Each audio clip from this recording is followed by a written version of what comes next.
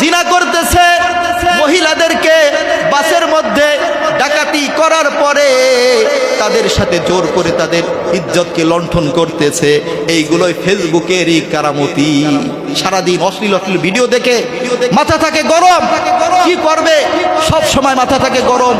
আগে শুনতাম ডাকাতরা মানুষের মাল সম্পদ নেওয়ার পরে ছেড়ে দিত, কিন্তু এই নির্লজ্জ যুবক যারা মোবাইলের পিছনে সময়কে নষ্ট করে, সারাদিন মোবাইলের আসবাবপত্র দেখে দেখে মাথা থাকে গরম, মালপত্র ডাকাতি করার পরে এই মেয়েটার ইজ্জতের মধ্যে হাত দেয়। ঠিক কি ঠিক না?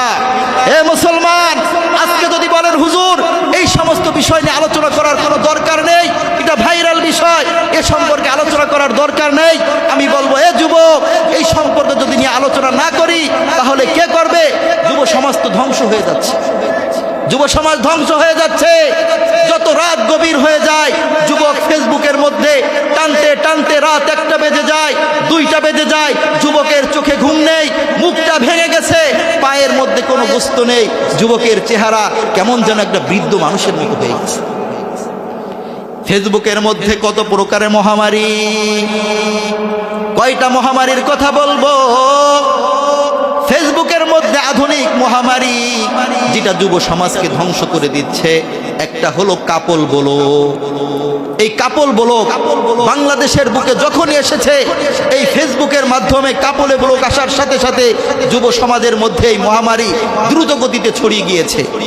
কাপল বলো এ সম্পর্কে যদি সতর্ক না করি তাহলে কে করবে? এই কাপল ব্লক হলো একটা বেকার ছেলে যখন কোনো কাজ পায় না, তখন একটা বিবিকে বিবাহ করে, একটা মেয়েকে বিবাহ করে, তার সাথে দৈনন্দিন তার জীবনের যত কাজকর্ম সব ফেসবুকের মধ্যে তুলে ধরে নিজের বিবিকে। অথচ আল্লাহ পাক রব্বুল আলামিন নিজের বিবিকে অন্যকে দেখানো অনুমতি নেই। এই বিবির যত শরীরের যত অঙ্গ প্রত্যঙ্গ এমনভাবে দেখানো হচ্ছে যাতে মানুষ আকৃষ্ট হয়ে যায়। ভিডিওগুলো দেখে দেখে দেখে তারও ভিউজ হয়, তারও ইনকাম হয়। মাঝখান দিয়ে লালবাতি জ্বলে গিয়েছে মুসলিম সমাজের। মুসলিম যুবকদেরকে ইহুদি খ্রিস্টান এই টাকার লোভ দেখিয়ে তাদেরকে ঈমান হরণ করতেছে। এটা বোঝারও কোনো সুযোগ নেই। বলবেন হুজুর এ সম্পর্কে আলোচনা করার দরকার নেই।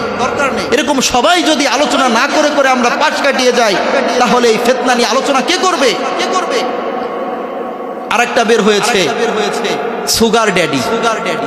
সুগার ড্যাডি একজন টাকা পয়সাওয়ালা বৃদ্ধ, যার বয়স শেষ হয়ে গেছে।